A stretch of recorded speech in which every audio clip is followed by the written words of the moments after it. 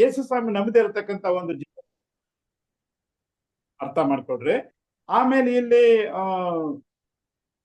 ಈ ಸಾಮಾಜಿಕವಾಗಿ ನಮ್ಮ ಒಂದು ಹೊಲಗದಲ್ಲಿ ಬೆಳೆಯುವಂತ ದ್ರಾಕ್ಷಿ ಬೆಳೆಗಳನ್ನು ನೋಡ್ರಿ, ಅದರ ಕೊಂಬೆಗಳನ್ನು ನೀವು ಕಟ್ ಮಾಡಿ ಇದಕ್ಕೆ ನಾವು ಕಸಿ ಮಾಡುವಾಗ ಅದು ಹೇಗೆ ಆ ರೀತಿಯಾಗಿ ಅದು ಬೆಳೀತಿದೆ ಎಂಬುದಾಗಿ ನೋಡಿ.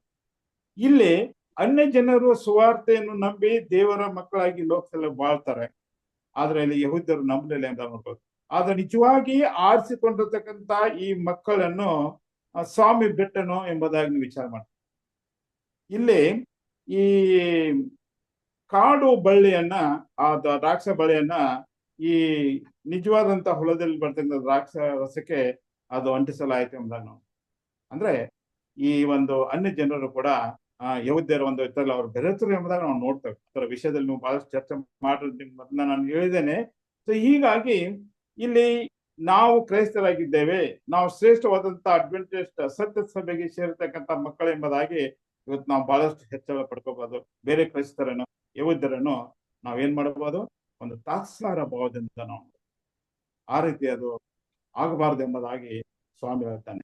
ಈ ಯಹೂದ್ಯರ ವಿಷಯದಲ್ಲಿ, ಇಸ್ರಾಯೇಲ್ ವಿಷಯದಲ್ಲಿ ಕೆಲವೊಂದು ಸತ್ಯಾಂಶದ ವಾಕ್ಯಗಳು ನಿಮಗೆ ನಾನು ಹೇಳಲಿಕ್ಕೆ ಇಷ್ಟಪಡ್ತೇನೆ. ಎಜಿಕೇಲ 11:17 ವಚನ ಒಬ್ಬರು ಓದ್ರಿ, ಇನ್ನೊಬ್ರು ಜೆರೆಮಿಯ 23:3 ವಚನ ಹೋಗ್ತಾರೆ. ಎಜಿಕೇಲ 11:17, ಇನ್ನೊಬ್ಬರು ಜೆರೆಮಿಯ 23:3.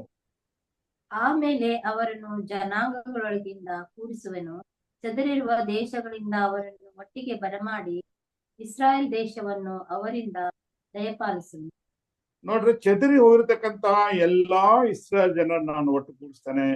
ಎಲ್ಲಾ ದೇಶಗಳಿಂದ ಬರುವಂತ ಈ ಯಹೂದ್ಯರು ಈ ಇಸ್ರಾಯೇಲ್ ದೇಶಕ್ಕೆ ಬಂದು ದೊಡ್ಡ ಜನಾಂಗವಾಗ್ತಾರೆ ಎಂಬುದಾಗಿ ನಾವು ಇವಾಗ ನಾವು ನೋಡುವ ಹಾಗೆ ಅದೊಂದು ಇಸ್ರಾಯೇಲ್ ಒಂದು ದೇಶವಾಗಿದೆ. ಚಿಕ್ಕದಾಗಿರ್ಬೋದು, ಸಾಕಷ್ಟು ಹಿಂಸೆಗೆ ಒಳಗಾಗಿ ಅವರು ಆ ಯೆರೂಸಲೇಮ್ ಪಟ್ಟಣವನ್ನು ಬಿಟ್ಟು ಬೇರೆ ಬೇರೆ ಊರುಗಳಲ್ಲಿ, ಪಟ್ಟಣಗಳಲ್ಲಿ, ದೇಶಗಳಿರ್ತಂತ ಜನರನ್ನ ತಿರುಗಿ ಸ್ವಾಮಿ ಕೂಡಿಸಿ ಅವರನ್ನ ಒಂದು ದೊಡ್ಡ ಜನಾಂಗವಾಗಿ ಮಾಡ್ತಾನೆ. ಅಂದ್ರೆ ದೇವರು ಇನ್ನೂ ಅವ್ರ ಮೇಲೆ ಪ್ರೀತಿ ಆಶೀರ್ವಾದ ಇದೆ ಎಂಬುದಾಗಿ ಅದನ್ನ ನಾವು ಅರ್ಥ ಮಾಡ್ಕೋಬೇಕು. ಅದ್ರ ಬಗ್ಗೆ ನಾವೇನು ಸಂಶಯ ಪಟ್ಕೊಳ್ಬಾರ್ದು. ಯೆರೆಮೀಯ 23:3 ನೋಡ್ರಿ, ಯೆರೆಮೀಯ 23:3. ನಾನು ನನ್ನ ಮಂದೆಯನ್ನು ಯಾವ ದೇಶಗಳಿಗೆ ಅಟ್ಟಿಬಿಟ್ಟೆನೋ ಆ ಸಕಲ ದೇಶಗಳಿಂದ ಉಳಿದ ಕುರಿಗಳನ್ನು ಕೂಡಿಸಿ ತಮ್ಮ ತಮ್ಮ ಹಟ್ಟಿಗಳಿಗೆ ತಿರುಗಿ ಬರಮಾಡುವೆನು, ಅವು ದೊಡ್ಡ ಪೀಳಿಗೆಯಾಗಿ ಹೆಚ್ಚುವು. ನೋಡ್ರಿ, ಹೇಳ್ತಾನೆ ಮಂದೆ ಅಂದ್ರೆ ಜನರು. ಎಲ್ಲೆಲ್ಲಿ ನನ್ನ ಕುರಿಗಳು ಚದರಿ ಹೋಗಿವೆಯೋ ಆ ಎಲ್ಲಾ ಚದರಿ ಹೋಗಿರುವಂತಹ ಕುರಿಗಳನ್ನು ನನ್ನ ಯಹೂದ ಜನಾಂಗವನ್ನು ನಾನು ಸೇರಿಸಿ ನಾನೇನ್ ಮಾಡ್ತೇನೆ, ದೊಡ್ಡ ಜನಾಂಗವಾಗಿ ಮಾಡ್ತೇನೆ ಎಂಬ ಹೇಳ್ತೇನೆ. ಇನ್ನೊಂದು ವಾಕ್ಯ ಹೋದ್ರಿ, ಅದು ಐಸಾಯ 11:11.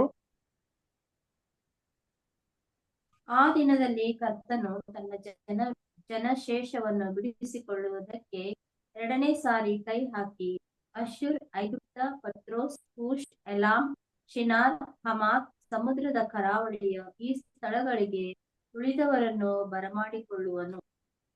ಓಕೆ, ಸೊ ಇದು ಎಲ್ಲ ಈ ವಾಕ್ಯಗಳು ನಮ್ಗೆ ಏನ್ ತಿಳಿಸ್ತಪ್ಪ ಅಂತಂದ್ರೆ, ಚದರಿ ಹೋಗಿರ್ತಕ್ಕಂತ ಎಲ್ಲಾ ಇಸ್ರಾಯೇಲ್ ಜನರನ್ನು ದೇವರು ಕೂಡಿಸಿ ದೊಡ್ಡ ಒಂದು ಸುವಾರ್ತೆ ಒಂದು ವಾಕ್ಯಗಳು ಅವರಿಗೆ ಸಾರಲ್ಪಡುವಾಗ ಅವರು ಖಂಡಿತವಾಗಲು ದೇವರನ್ನು ಅವರು ಅಂಗೀಕರಿಸಬೇಕು. ನಿಜವಾದ ಕ್ರೈಸ್ತನು ಮೆಸ್ಸಿಯ ಎಂಬುದಾಗಿ ಅವರು ಅವನನ್ನು ಏನ್ ಮಾಡ್ತಾರೆ, ಸ್ವೀಕಾರ ಮಾಡ್ಕೊಳ್ತಾರೆ. ಇವತ್ತು ನಮ್ಮದೇ ಇರ್ತಕ್ಕಂಥ ಈ ಜನರಿಗೆ ಅವರಲ್ಲಿರ್ತಕ್ಕಂಥ ಸತ್ಯವೇದ ಯಾವ ರೀತಿಯಾಗಿ ನಾವು ಓದುತ್ತೇವೋ ಹಾಗೆ ಆ ತೋರ ಅನ್ನುವಂತ ಒಂದು ಸತ್ಯವೇದ ಪುಸ್ತಕನ ಓದ್ತಾರೆ. ಮೋಸೆ ಬರೆದಿರ್ತಕ್ಕಂಥ ಎಲ್ಲಾ ಗ್ರಂಥಗಳನ್ನು ಅವ್ರು ಓದ್ತಾರೆ. ಆದ್ರೆ ಯೇಸು ಸ್ವಾಮಿ ಲೋಕಕ್ಕೆ ಬಂದನು, ಬೆಳಕು ಬಂತು, ಆ ಬೆಳಕನ್ನು ಅವರು ಅರಿಯದೇ ಇರೋದನ್ನು ಕೂಡ ನಾವು ನೋಡ್ತೇವೆ. ಆದರೆ ಮುಂದಿನ ಕಾಲದಲ್ಲಿ ಆ ಜನರು ಸಾಕಷ್ಟು ದೇವರ ಒಂದು ಸೇವೆಯನ್ನು ಮಾಡಲಿಕ್ಕೆ ಮತ್ತು ದೇವರನ್ನು ರಕ್ಷಕರು ಎಂಬುದಾಗಿ ನಂಬುವುದು ಕೂಡ ಅವರು ಮುಂದಾಗ್ತಾರೆ ಎಂಬುದಾಗಿ ಈ ಎಲ್ಲಾ ಸತ್ಯವೇದ ವಾಕ್ಯಗಳು ನಮ್ಗೆ ತೋರಿಸ್ತವೆ. ಪ್ರಿಯರೇ, ನಾವು ಇವತ್ತು ದೇವರ ಮಕ್ಕಳಾಗಿದ್ದೇವೆ. ದೇವರ ಮಕ್ಕಳಾಗಿ ಎನಿಸಿಕೊಂಡಿರ್ತಕ್ಕಂಥ ಪ್ರತಿಯೊಂದು ಮಕ್ಕಳು ಈ ಬೆಳಕಿನ ವಿಷಯದಲ್ಲಿ ಈ ಸ್ವಾರ್ಥೆಯನ್ನು ಓದುವಂತವರಾಗಲಿ, ಕೇಳುವಂತವರಾಗಲಿ ಮತ್ತು ದೇವರ ಕುಮಾರನೆಂದು ಕ್ರಿಸ್ತನನ್ನು ನೀವು ನಂಬುವಂತೆ ಈ ಸತ್ಯದ ಸ್ವಾರ್ಥ ವಾಕ್ಯಗಳು ನಮಗೆ ಸಾಕು. ನಿಜವಾದ ಒಬ್ಬ ಕ್ರೈಸ್ತನಾಗಿ ಲೋಕದಲ್ಲಿ ಬಾಳಲಿಕ್ಕೆ ಯೇಸು ಕ್ರಿಸ್ತನೇ ಮಾತ್ರ ಅದಕ್ಕೆ ನಮ್ಮ ಜೀವನಕ್ಕೆ ಮೂಲಾಧಾರ. ಬೇರೆ ಯಾರು ಆಗ್ಲಿಕ್ಕೆ ಸಾಧ್ಯವಿಲ್ಲ. ನಾವು ಪರಿಶುದ್ಧರಾಗಿ ಗೌರವವುಳ್ಳವರಾಗಿ ಆತನ ಮಾರ್ಗದಲ್ಲಿ ನಡೆಯುವುದಾದರೆ ಖಂಡಿತವಾಗಲು ನಾವು ಒಳ್ಳೆಯ ದ್ರಾಕ್ಷಿ ಹಣ್ಣನ್ನು ಕೊಡುವಂತಹ ಬಳ್ಳಿಗೆ ನಾವು ಹೋಲಿಸುವಂತರಾಗಿದ್ದೇವೆ ಅಂತ ಒಂದು ದೇವರ ವಾಕ್ಯವು ನಮ್ಮನ್ನು ನಡೆಸಲಿ ಎಂಬುದಾಗಿ ನಾವು ಬೇಡಿಕೊಳ್ಳೋಣ. ಇನ್ನೊಂದು ಕೊನೆಯ ವಾಕ್ಯವನ್ನು ಓದ್ರೆ ಯೋಹಾನ 20:31 ಏನ್ ಹೇಳ್ತದೆ?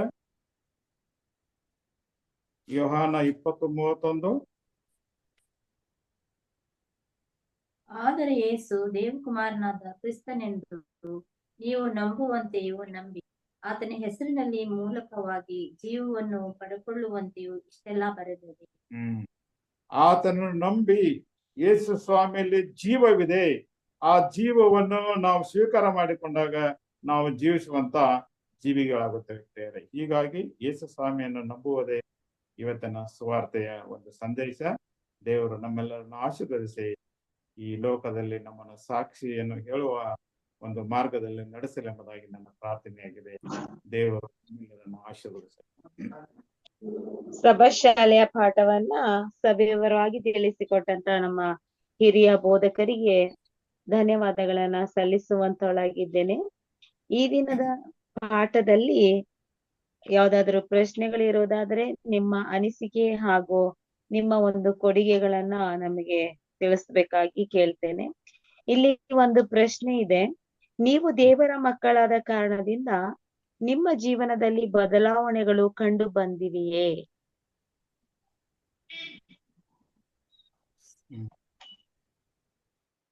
ಅದು ವೈಯಕ್ತಿಕವಾಗಿ ಜನರು ಅದನ್ನ ಪ್ರಶ್ನೆ ಮಾಡ್ಕೊಳ್ಬೇಕು. ಅದನ್ನು ಹೌದು, ನೀವು ದೇವರ ಮಕ್ಕಳ ಜೀವನದಲ್ಲಿ ಬದಲಾವಣೆಗಳು ಕಂಡು ಬಂದಿವೆ. ಆಗ್ಬೇಕು, ಚೇಂಜ್ ಆಗ್ಬೇಕಲ್ಲ, ಬದಲಾವಣೆ ಆಗ್ಬೇಕು.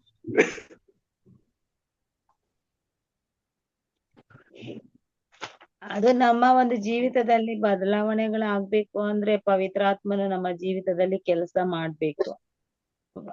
ಆಗ ಮಾತ್ರ ಬದಲಾವಣೆ ಆಗ್ಲಿಕ್ಕೆ ಸಾಧ್ಯ. ಮತ್ತೆ ಮತ್ತೊಬ್ಬರು ನಮ್ಮನ್ನ ನೋಡಿ ನಮ್ಮಲ್ಲಿ ಬದಲಾವಣೆ ಆಗಿದೆಯಾ ಅನ್ನೋದನ್ನ ತಿಳ್ಕೊಂಡು ಅವರಲ್ಲಿ ಬದಲಾವಣೆ ಆಗುವಂತದ ಆದ್ರೆ ಮಾತ್ರ ನಮ್ಮಲ್ಲಿ ಬದಲಾವಣೆ ಆಗಿದೆ ಅಂತ ನಾವು ಕಂಡ್ಕೊಳ್ಲಿಕ್ಕೆ ಸಾಧ್ಯ ಇದೆ. ಅಲ್ಲ, ಈಗ ನಿಮ್ಮ ಪ್ರಶ್ನೆ ಅಥವಾ ಇನ್ನು ಮುಂದೆ ಬದಲಾವಣೆ ಆಗ್ಬೇಕೆಂಬುದಾಗಿ ಆಗ್ಲೇಬೇಕು.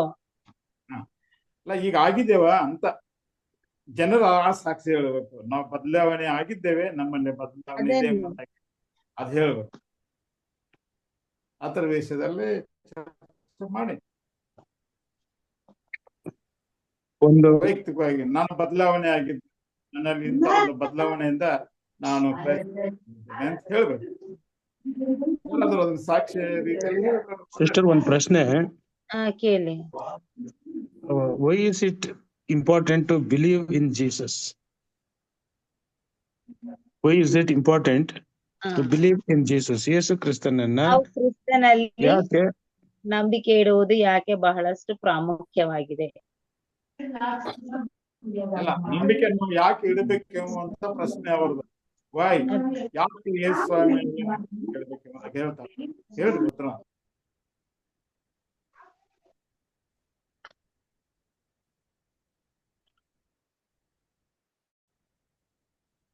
ನೋಡಿ, ಆತನ ಸಾಕ್ಷಿಯ ದೇವರು, ನಿಜವಾದಂತಹ ದೇವರು ಎಂಬುದಾಗಿ ಎಲ್ಲಾ ಸತ್ಯಾಂಶಗಳು ನಮಗೆ ತೋರಿಸ್ತವೆ. ಪ್ರಕಟಣೆಯಿಂದ ಅಥವಾ ಆದಿಕಾಂಡದಿಂದ ಪ್ರಕಟಣೆವರೆಗೂ ಆತನ ವಿಷಯದಲ್ಲಿ ಬಹಳಷ್ಟು ಸಾಕ್ಷ್ಯಗಳಿವೆ.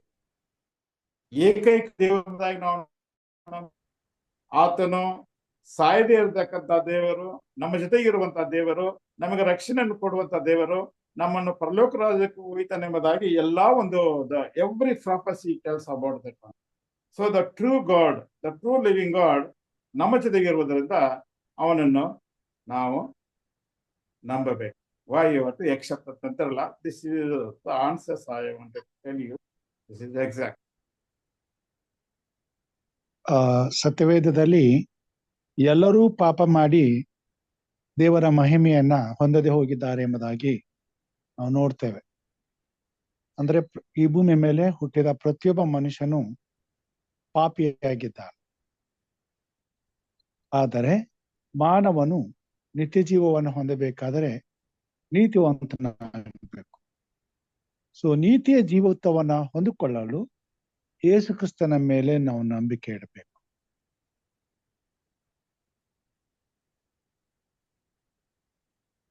ನೋಡಿ, ಎರಡು ಅಂಶಗಳನ್ನು ನಾನು ಹೇಳ್ತೇನೆ. ಆತನಲ್ಲಿ ನಿತ್ಯ ಜೀವ ಇದೆ ಎಂಬುದಾಗಿ ಆತನು ನಂಬರು ಸತ್ತರು ಬದುಕರು ಎಂಬುದಾಗಿ ಹೇಳಿದಾನೆ. ಇದು ಒಂದು ಸಾಕ್ಷಿಗಳು. ಇವು ಯಾರು ಈ ರಾತ್ರಿ ಭೋಜನ ಸಂಸ್ಕಾರದಲ್ಲಿ ಪಾಲನ್ನು ತೆಗೆದುಕೊಳ್ಳುತ್ತಾರೋ ನಾನು ಅವರಿಗೆ ಜೀವ ಕೊಡುತ್ತೇನೆ, ನಿತ್ಯ ಜೀವ ಕೊಡುತ್ತೇನೆ. I will give eternal life. ಇವು ನಂಬಲಿಕ್ಕೆ ನಮಗೆ ಆಧಾರವಾಗಿರ್ತಕ್ಕಂಥದ್ದು. ಬೇರೆ ಯಾವುದೇ ಒಂದು ಧರ್ಮದಲ್ಲಾಗ್ಲಿ ನಾವು ಇಂಥವನ್ನ ನಾವು ನೋಡ್ಲಿಕ್ಕಿಲ್ಲ. ಆದ್ರೆ ಸ್ವಾಮಿ ಹೇಳ್ತಾನೆ, I will give you eternal life if you accept me as a personal saviour. ನಮ್ಮ ಜೊತೆಗೆ ವಾಕ್ಯಗಳ ಮುಖಾಂತರವಾಗಿ ಮಾತಾಡುವಂತ ದೇವರು ನಮ್ಮ ಜೊತೆಗೆ ಇರೋದ್ರಿಂದ ನಾವು ಯಾಕೆ ಆತನನ್ನು ನಂಬಬಾರದು ಅನ್ನುವಂತ ಪ್ರಶ್ನೆಗಳು ನೀವೇ ಹಾಕಿಕೊಳ್ಬೇಕು. ನಾನೇ ಅದಕ್ಕೆ ಹಾಕಿಕೊಳ್ಬೇಕು. ಅದಕ್ಕೆ ಉತ್ತರ ಸರಿಯಾದಂತ ಸಿಗ್ತದೆ. In other things you want to explain, you can go ahead. Pastor Salman ಅವರು ಹೇಳ್ತಾರೆ, ಹೇಳಿಸ್ಕೊಳ್ಳಿ. ಈಗ ಲಾಸ್ಟ್ ಅಲ್ಲಿ ಆ ಮಾತು ಹೇಳಿದ್ರು ಏನಂದ್ರೆ ಆತನಲ್ಲಿ ನಿತ್ಯ ಜೀವ ಇದೆ. ಸೊ ಬೇರೆ ಯಾರಲ್ಲೂ ಕೂಡ ನಿತ್ಯ ಜೀವ ಸಿಗೋದಿಲ್ಲ. ಅದು ಯೇಸು ಕ್ರಿಸ್ತನ ಮಾತ್ರ ಸಿಗುತ್ತದೆ. ಆತನನ್ನ ನಂಬಿದ್ರೆ ಖಂಡಿತವಾಗ್ಲೂ ಸಿಗುತ್ತೆ. ಇದು ಯಾಕೆ ಒಂದು ಈ ರೀತಿ ನಾವು ಇದನ್ನ ಮಾಡ್ತಾ ಇದ್ದೀವಿ ಅಂದ್ರೆ, ಯಾಕೆ ಕೇಳ್ತಾ ಇದ್ದೀವಿ, ಇವತ್ತು ಎಷ್ಟೋ ಜನ ನಂಬೋದಿಲ್ಲ. ನಂಬದೇ ಇರೋರಿಗೆ ರಕ್ಷಣೆ ಇಲ್ಲ. ಆಯ್ತರ, ಇದು ಒಂದು ಸಣ್ಣ ಉದಾಹರಣೆಯನ್ನ ಕೊಡ್ಲಿಕ್ಕೆ ಇಷ್ಟಪಡ್ತಾನೆ. ಈಗ ಒಂದು ಫ್ಯಾಮಿಲಿನೇ ತಗೊಳ್ರಿ. ಗಂಡ ಹೆಂಡತಿ ಯಾಕೆ ನಂಬಕಬೇಕು? ಅನ್ಯೋನ್ಯವಾಗಿರ್ಲಿಕ್ಕೆ. ಈಗ ಗಂಡ ಹೆಂಡತಿ ನಂಬಬೇಕು, ಹೆಂಡತಿ ಗಂಡನ ನಂಬಬೇಕು. ಒಂದು ಪರಸ್ಪರವಾದಂತ ಪ್ರೀತಿ ಇರಬೇಕು. ಸೊ ಆವಾಗ ಈಗ ಯೋಹಾನ 3:16 ನೋಡಿ, ಆತನನ್ನ ನಂಬುವವರು ಒಬ್ಬರಾದರೂ ನಾಶವಾಗದೆ ಎಲ್ಲರೂ ನಿತ್ಯ ಜೀವನ ಪಡಿಬೇಕು. So that is the ultimate ಗೋಲ್.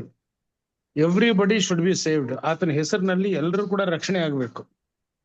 ಆತನ ಅಷ್ಟೊಂದು ಬಿಡಾರಗಳನ್ನ ಕಟ್ಟಿ ಅಲ್ಲಿ ವಾಸ ಮಾಡ್ಲಿಕ್ಕೆ ಜನ ಇಲ್ಲದ್ರೆ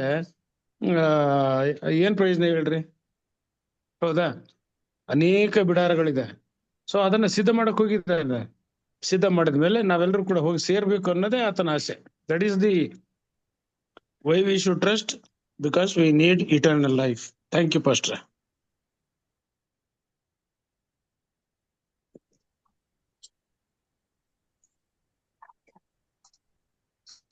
ಉತ್ತಮವಾದ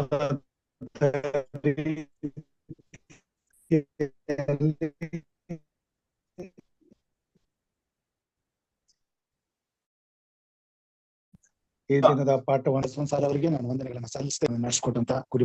ಈ ಸಮಯದಲ್ಲಿ ಪ್ರಾರ್ಥನೆ ವಿಜ್ಞಾಪನೆಗಳಿಗೆ ಹೋಗೋಣ. ಪ್ರಾರ್ಥನೆ ವಿಜ್ಞಾಪನೆಗಳನ್ನ ನಮ್ಮ ಮಧ್ಯದಲ್ಲಿ ಇರುವಂತ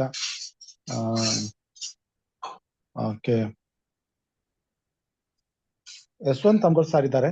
ಅವರು ಪ್ರಾರ್ಥನೆ ನಡೆಸ್ಕೊಡ್ಬೇಕೆಂಬುದಾಗಿ ಕೇಳ್ಕೊಳ್ತೇನೆ. ಪಾಸ್ಟರ್ ಜಾಂಟಿ ಅವರು ಇದ್ರೆ ಅಂತ್ಯಾಸ್ತ್ರವಾದವನ್ನ ಕೊಡ್ಲಿಲ್ಲ ಅಂದ್ರೆ ಪಾಸ್ಟರ್ ಸಾಲಮನ್ ಅವರು ಅಂತ್ಯಾಸ್ತ್ರವಾದವನ್ನ ಕೊಡ್ಬೇಕೆಂಬುದಾಗಿ ಕೇಳ್ಕೊಳ್ತೇನೆ.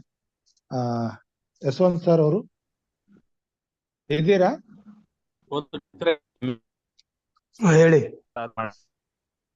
ಓಕೆ, ಪ್ರಾರ್ಥನೆ ವಿಜ್ಞಾಪನೆಗಳನ್ನ ಹೇಳ್ತೇನೆ. ಯಾರಾದ್ರೂ ವಿಜ್ಞಾಪನೆಗಳಿದ್ರೆ ತಿಳಿಸ್ಬೇಕೆಂಬುದಾಗಿ ಕೇಳ್ಕೊಳ್ತೇನೆ. KP ಬಳ್ಳಾರಿ ಅವರು ರವಿ ಬಳ್ಳಾರಿ ಅವರಿಗೆ ಪ್ರಾರ್ಥನೆ ಮಾಡ್ಬೇಕೆಂಬುದಾಗಿ ಕೇಳ್ಕೊಂಡಿದ್ದಾರೆ.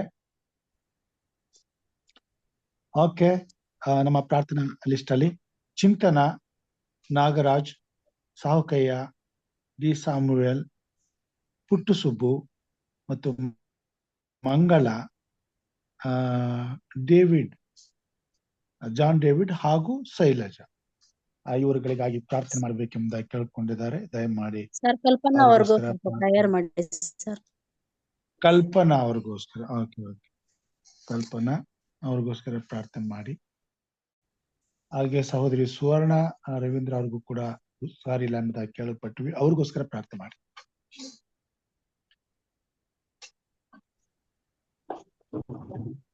ಪ್ರಾರ್ಥನೆ ಮಾಡೋಣ. ಸರ್ವಶಕ್ತನಾದ ತಂದೆಯಾದಂತಹ ದೇವರೇ, ನಿನ್ನ ನಾಮಕ್ಕೆ ಅನಂತ ಸ್ತೋತ್ರ ಸಲ್ಲಿಸುವರಾಗಿದ್ದೇವೆ ಕರ್ತನೇ. ಬೆಳಗಿನಿಂದ ಇಲ್ಲಿವರೆಗೆ ನಮ್ಮೆಲ್ಲರನ್ನ ನೀನು ಅದ್ಭುತವಾಗಿ ನಡೆಸಿ ಈ ಸಮಯದಲ್ಲಿ ಸಬ್ಬತ್ ಶಾಲೆ ಪಾಠವನ್ನು ನಾವು ತಿಳಿದುಕೊಂಡಿರುವಾಗ ಬರೀ ತಿಳ್ಕೊಳ್ಳುವುದಷ್ಟೇ ಅಲ್ಲ, ಆ ವಾಕ್ಯದ ಪ್ರಕಾರ ನಡೆಯುವಂತ ಒಂದು ಭಾಗ್ಯವನ್ನ ಕೂಡಿ ಬಂದಿರತಕ್ಕಂಥ ನಮ್ಮೆಲ್ಲರಿಗೆ ದಯಪಾಲಿಸಿಕೊಡಬೇಕಾಗಿ ನಿನ್ನನ್ನು ಕೇಳಿಕೊಳ್ಳುತ್ತೇವೆ. ಹೌದು ಕರ್ತನೆ, ನಾವು ಪಾಪಿಗಳು, ಪಾಪ ಮಾಡುವರಾಗಿದ್ದೇವೆ. ಆ ಪಾಪದ ಬಿಡುಗಡೆಗೆ ನಾವು ನಿನ್ನ ಹತ್ತಿರ ಬಂದು ಕೇಳಿಕೊಂಡಾಗ ಖಂಡಿತವಾಗಿ ಅದಕ್ಕೆ ಬಿಡುಗಡೆಗೆ ಕೊಡ್ತೀಯ ಅನ್ನುವಂತ ಒಂದು ವಿಶ್ವಾಸ ನಮ್ಮಲ್ಲಿ ಬರುವ ಹಾಗೆ ನೀನು ನಮಗೆ ಸಹಾಯ ಮಾಡು. ಕರ್ತನೆ, ಸಬ್ಬಶಾಲೆ ಪಾಠವನ್ನ ಹೇಳಿದಂತ ಯಶವಂತ ಅವರಿಗೆ ವಂದನೆಗಳನ್ನು ಹೇಳುವರಾಗಿದ್ದೇವೆ. ಅವರನ್ನ, ಅವರ ಕುಟುಂಬವನ್ನು, ಅವರ ಮಕ್ಕಳನ್ನು ನೀನು ವಿಶೇಷವಾಗಿ ಆಶೀರ್ವದಿಸಿ ನಡೆಸಿ ಕಾಯ್ದು ಕಾಪಾಡಬೇಕಾಗಿ ನಿನ್ನನ್ನು ಕೇಳಿಕೊಳ್ಳುತ್ತೇವೆ. ಅದೇ ರೀತಿ ಬೋಧಕರಾದಂಥ ಎಂ ರಾಜು ಅವರನ್ನ, ಅವರ ಕುಟುಂಬವನ್ನು, ಅವರ ಮಕ್ಕಳನ್ನು ಕೂಡ ವಿಶೇಷವಾಗಿ ಆಶೀರ್ವದಿಸಿ ಅವರು ಮಾಡುವಂತಹ ಸೇವೆಯಲ್ಲಿ ನೀನಿದ್ದು ಕರ್ತನೆ ಇನ್ನೂ ಅನೇಕ ಮಕ್ಕಳನ್ನ ನಿನ್ನ ಕಡೆಗೆ ತರುವಂತ ಒಂದು ಭಾಗ್ಯವನ್ನ ಆ ಕುಟುಂಬಕ್ಕೆ ನೀನು ಮಾಡಿಕೊಡ್ಬೇಕಾಗಿ ನಿನ್ನನ್ನು ಕೇಳಿಕೊಳ್ಳುತ್ತೇವೆ. ತಂದೆಯಾದ ದೇವರಿಗೆ ಕೂಡಿ ಬಂದಿರತಕ್ಕಂಥ ಪ್ರತಿ ಒಂದೊಂದು ಕುಟುಂಬಗಳನ್ನ ವಿಶೇಷವಾಗಿ ನೀನು ಆಶೀರ್ವದಿಸು. ಅವರಿಗೆ ಬೇಕಾದಂತ ಎಲ್ಲ ಆಶೀರ್ವಾದಗಳನ್ನು ಕೊಟ್ಟು ಅವರೆಲ್ಲರೂ ಕೂಡ ಸ್ವಾಮಿ ನಿನ್ನ ಭಯಭಕ್ತಿಯಲ್ಲಿ, ನಿನ್ನ ಹೆಜ್ಜೆ ಹೆಜ್ಜೆಯಲ್ಲಿ ನಡೆದು ನಿನಗೆ ಸಾಕ್ಷಿ ಮಕ್ಕಳಾಗಿ ಜೀವಿಸುವಂತ ಒಂದು ಭಾಗ್ಯವನ್ನ ಅವರಿಗೆ ದಯಪಾಲಿಸಿ ಕೊಡಬೇಕಾಗಿ ನಿನ್ನನ್ನು ಕೇಳಿಕೊಳ್ಳುತ್ತೇವೆ. ಕರ್ತನೆ, ವಿಶೇಷವಾಗಿ ಇವತ್ತಿನ ದಿನದಲ್ಲಿ ಅನೇಕ ಬೇಡಿಕೆಗಳನ್ನ ನಮಗೋಸ್ಕರ ಪ್ರಾರ್ಥನೆ ಮಾಡಿ ಅಂತ ಕೇಳಿಕೊಂಡಿರ್ತಕ್ಕಂಥ ಪ್ರತಿಯೊಂದೊಂದು ಮಕ್ಕಳನ್ನ ನಿನ್ನ ಹಸ್ತಕ್ಕೆ ಒಪ್ಪಿಸಿಕೊಡುತ್ತೇವೆ. ಈಗಾಗಲೇ ಅವರ ಹೆಸರುಗಳನ್ನ ಬೋಧಕರು ಓದಿದ್ದಾರೆ. ಕರ್ತನೆ, ಅದೆಲ್ಲವನ್ನ ನೀನು ತಿಳಿದವನಾಗಿದ್ದಿ ಸ್ವಾಮಿ. ಪ್ರತಿ ಒಬ್ಬೊಬ್ಬರ ಇಲ್ಲಿರ್ತಕ್ಕಂಥ ತೊಂದರೆಗಳನ್ನ, ಕಷ್ಟಗಳನ್ನ, ಅವರ ಕಾಯಿಲೆಗಳನ್ನ ನಿನ್ನ ಅಮೂಲ್ಯವಾದ ಹಸ್ತದಿಂದ ಮುಟ್ಟಿ ಸ್ವಾಮಿ ಅವರೆಲ್ಲರನ್ನು ನಿನ್ನ ಸ್ವಸ್ಥಗೊಳಿಸಿ ಅವರು ಹೌದು ನನ್ನ ಸ್ವಾಮಿ, ಖಂಡಿತವಾಗಿ ನನಗೆ ಬೇಕಾದಂತ ಆಶೀರ್ವಾದವನ್ನು ಮಾಡಿದ್ದಾರೆ, ನನ್ನ ಕಾಯಿಲೆಯನ್ನು ಹೋಗಲಾಡಿಸಿದ್ದಾರೆ ಅನ್ನುವಂತ ಒಂದು ನಿರ್ಧಾರಕ್ಕೆ ಬರುವಂತ ಒಂದು ಭಾಗ್ಯವನ್ನ ಅವರಿಗೆ ದಯಪಾಲಿಸಿ ಕೊಡಬೇಕಾಗಿ ನಿನ್ನನ್ನು ಕೇಳಿಕೊಳ್ಳುತ್ತೇವೆ. ಕರ್ತನೆ, ಪ್ರತಿ ಸಾಯಂಕಾಲದಲ್ಲಿ ಈ ಸಬ್ಬತ್ ಶಾಲೆ ಪಾಠದಲ್ಲಿ ನಾವು ಭಾಗವಹಿಸಿ ನಿನ್ನ ವಾಕ್ಯಗಳನ್ನು ಕೇಳುವಂತ ಭಾಗ್ಯವನ್ನ, ನಿನ್ನ ವಾಕ್ಯಗಳ ಪ್ರಕಾರ ನಡೆಯುವಂತ ಒಂದು ಭಾಗ್ಯವನ್ನ ಪ್ರತಿ ಒಬ್ಬೊಬ್ಬರಿಗೆ ನೀನು ದಯಪಾಲಿಸಿ ಕೊಡಬೇಕಾಗಿ ನಿನ್ನನ್ನು ಕೇಳಿಕೊಳ್ಳುತ್ತೇವೆ. ಕರ್ತನೆ, ಇನ್ನೊಂದು ಆವರ್ತಿ ವಿಶೇಷವಾಗಿ ಪ್ರತಿ ದಿನವೂ ಕೆಪಿ ಅವರ ಬೇಡಿಕೆಗಳನ್ನ ನೀನು ಬಲವನಾಗಿದ್ದಿ ಸ್ವಾಮಿ, ಅವರ ತೊಂದರೆಗಳನ್ನ ನೀನು ತಿಳಿದವನಾಗಿದ್ದಿ ಸ್ವಾಮಿ, ಅದಕ್ಕೆ ಬೇಕಾದಂತಹ ಪರಿಹಾರವನ್ನು ಕೊಡುವಂತಹ ಕರ್ತನು ನೀನಾಗಿದ್ದಿ. ಆದ್ದರಿಂದ ಕರ್ತನೆ, ಅವರನ್ನು ವಿಶೇಷವಾಗಿ ಆಶೀರ್ವದಿಸಿ ಇನ್ನೂ ಅನೇಕ ಮಕ್ಕಳ ಹೆಸರುಗಳನ್ನು ನೀನು ತಿಳಿದವನಾಗಿದ್ದಿ ಸ್ವಾಮಿ. ಅವರಿಗೆ ಬೇಕಾದಂತ ಎಲ್ಲ ಆಶೀರ್ವಾದಗಳನ್ನು ಕೊಟ್ಟು ಅವರ ನೋವುಗಳಿಂದ, ಅವರ ಕಾಯಿಲೆಗಳಿಂದ, ಅವರ ಕಷ್ಟಗಳಿಂದ ಬಿಡುಗಡೆ ಮಾಡಿ ಕರ್ತನೆ, ಅವರು ಯಾವುದಕ್ಕೂ ಭಯಪಡದೆ ನಿನ್ನಲ್ಲಿ ಭಯಪಟ್ಟು ಜೀವಿಸುವಾಗ ನೀನು ಸಹಾಯ ಮಾಡು.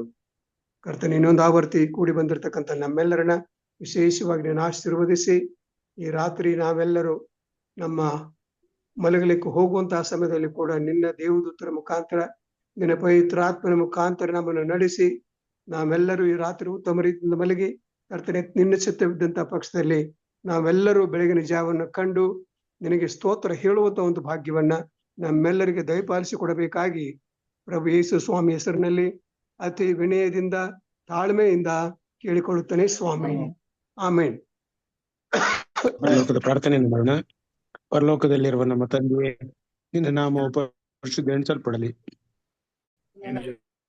ನಿನ್ನ ರಾಜ್ಯವು ಬರಲಿ, ನಿನ್ನ ಚಿತ್ತವು ಪರಲೋಕದಲ್ಲಿ ನೆರವೇರ ಪ್ರಕಾರ ಭೂಲೋಕದಲ್ಲಿ ನೆರವೇರಲಿ.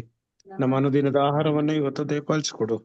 ನಮಗೆ ತಪ್ಪು ಮಾಡಿದವರನ್ನು ನಾವು ಕ್ಷಮಿಸುವ, ನಮ್ಮನ್ನು ಶೋಧನೆಯೊಳಗೆ ಸೇರಿಸದೆ ಕೇಡಿನಿಂದ ತಪ್ಪಿಸು. ಯಾಕಂದ್ರೆ ರಾಜ್ಯವು, ಬಲವು, ಮಹಿಮೆ ಸದಾ ಕಾಲವು ನಿಮ್ಮದೇ ಸ್ವಾಮಿ. ಆಶೀರ್ವಾದವನ್ನು ಹೊಂದಿಕೊಳ್ಳೋಣ.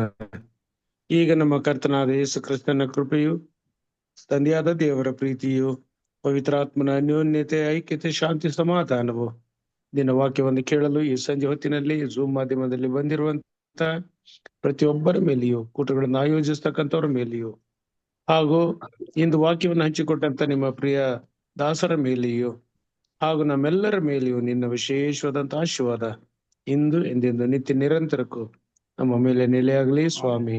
ಆಮೆನ್. ಕನ್ನಡ ಅಂತಾರಾಷ್ಟ್ರೀಯ ಸಭಾ ಶಾಲೆಯನ್ನು ಸವಿವರವಾಗಿ ತಿಳಿಸಿಕೊಟ್ಟಂತಹ ಹಿರಿಯ ಬೋಧಕರಿಗೆ ಧನ್ಯವಾದಗಳು. ಹಾಗೂ ಪ್ರಾರಂಭದ ಪ್ರಾರ್ಥನೆ ವಿಜ್ಞಾಪನೆಗಳಿಗೆ ಪ್ರಾರ್ಥನೆ ಮಾಡಿದಂತವರನ್ನು ಹಾಗೂ ಅಂತ್ಯಾಶೀರ್ವಾದದಲ್ಲಿ ನಡೆಸಿದ ಬೋಧಕರನ್ನು ದೇವರು ಆಶೀರ್ವದಿಸಲಿ ಹಾಗೂ ನಿಮ್ಮನ್ನ ನಿಮಗೆ ವಂದನೆಗಳನ್ನ ಸಲ್ಲಿಸುವಂತವಳಾಗಿದ್ದೇನೆ. ಕನ್ನಡ ಅಂತಾರಾಷ್ಟ್ರೀಯ ಸಭಾ ಶಾಲೆಯಲ್ಲಿ ಕೂಡಿ ಬಂದಂತ ತಮ್ಮೆಲ್ಲರಿಗೂ ಧನ್ಯವಾದಗಳು ಹಾಗೂ ಸತ್ಯವೇದವನ್ನ ಓದಿದಂತಹ ಸಹೋದರಿಗೂ ಸಹ ಧನ್ಯವಾದಗಳನ್ನ ಸಲ್ಲಿಸ್ತೇನೆ. ವಿಶೇಷ ಗೀತೆಯನ್ನು ಹಾಡಿದಂತ ಸಹೋದರಿ ರೆಬೆಕರ್ ಅವರಿಗೂ ಸಹ ಧನ್ಯವಾದಗಳು. ಎಲ್ಲರಿಗೂ ಶುಭರಾತ್ರಿ. ಮತ್ತೆ ನಾವು ಬೆಳಿಗ್ಗೆ 5 ಗಂಟೆಗೆ ಎಚ್ಚರವಾಗಿದ್ದು